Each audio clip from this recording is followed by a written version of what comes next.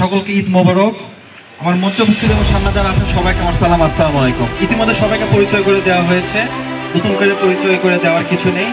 আজকে এই প্রোগ্রামটা মূলত রাবেতা আল আলম ইসলামিয়া ফাউন্ডেশন আয়োজন করেছে এবং সহযোগিতায় আছে আল মানাইল ওয়েলফেয়ার ফাউন্ডেশন। তারা সহযোগিতা করছে আপনাদের কাছে যে মাংসগুলো আছে তারাই মোটামুটি সব কিছু অর্গানাইজ করছে আজকে।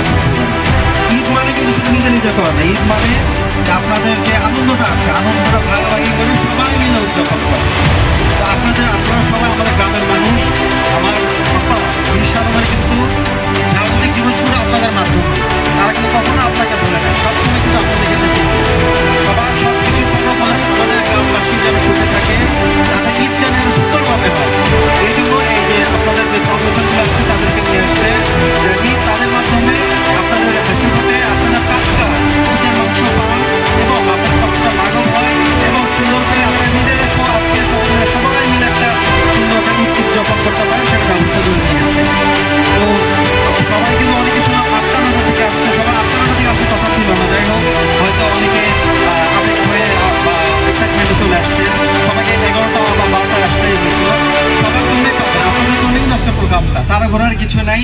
আগামীতেও আরো সুন্দর করে প্রোগ্রাম করা হবে।